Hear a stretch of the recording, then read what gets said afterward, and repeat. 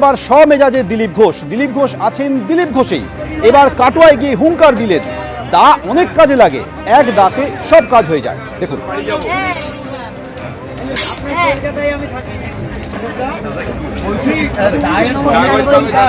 নারকেলও ছাড়ানো যায়।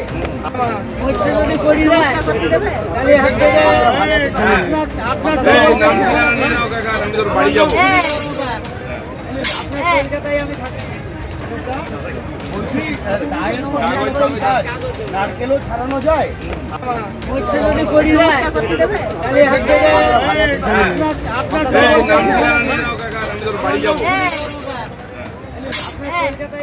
খড়গপুরে তৃণমূল কর্মীদের দিলীপ ঘোষের হুমকি, পাশে তৃণমূলেরই বিধায়ক, যা করেছেন ঠিক করেছেন, আমি হলো একই করতাম। দিলীপের পাশে দাঁড়িয়ে পাল্টা হুঙ্কার হুমায়ুন কবিরের।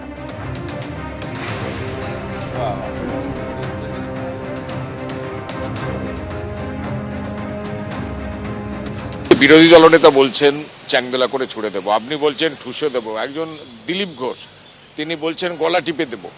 এইসব শব্দগুলো মানে আপনি সমর্থন করেন? আপনি নিজেও তো বলছেন এগুলো। দিলীপদার বক্তব্যকে আমি সমর্থন করি। কেন করি? হ্যাঁ, নিশ্চয়ই করি। কেন করি?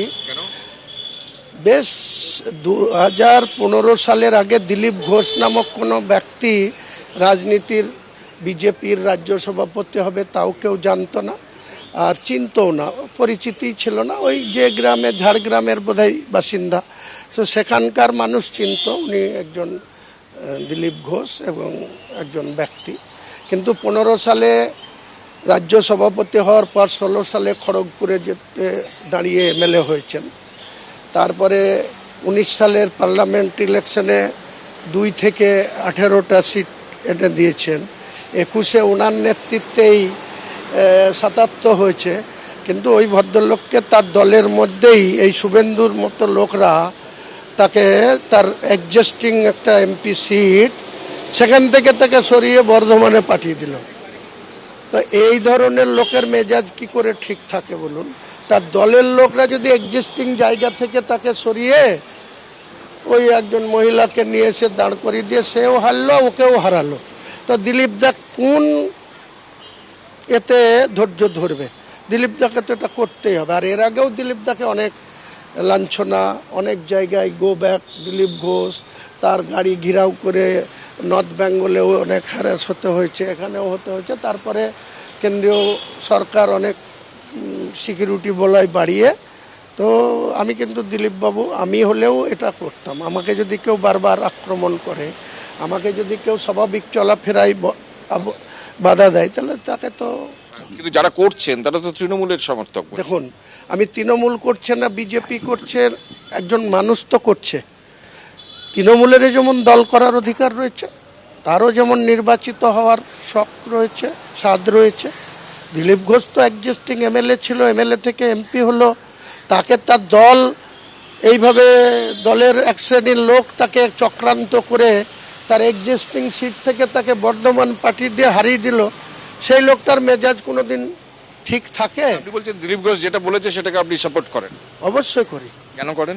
ওই একটা কারণেই করি, যে দিলীপ ঘোষকে যদি কেউ ধাক্কা দেয়, তো দিলীপ ঘোষ আমাকে যদি কেউ ধাক্কা দেয়, আমি যেমন, আপনারা বারবার বলছেন আমি কেন বলেছি ঠুসো দেবো, বলেছি চ্যাংদোলা করলে আমি ঠুসো দেবো। চ্যাংদোলা যদি উনি পিছান, আমিও ঠুসো দেওয়ার কোনো প্রশ্নই নাই, পিছাবো।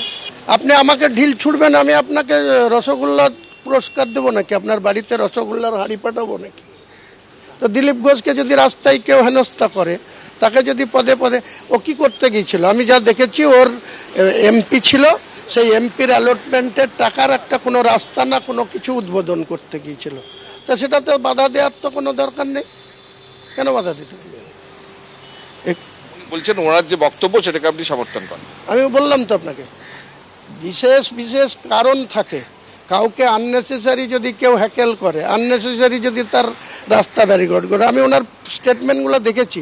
ও বলছে ও আমার রাস্তা ব্যারিকেড করবে, আমি ওর উপর দিয়ে গাড়ি চালিয়ে দেবো। তো সবাই সে সাহস দেখায় না। দিলীপ ঘোষ বলছে যে আমার গাড়ির সামনে শুয়ে পড়লে আমি করতে পারি। সে যদি আমাকে আননেসেসারি কেউ ব্যারিকেড করে, আমি করতেই পারি, এটা বলছে। দিলীপ ঘোষের এইসব বক্তব্যকে আমি বিরোধিতা করব না।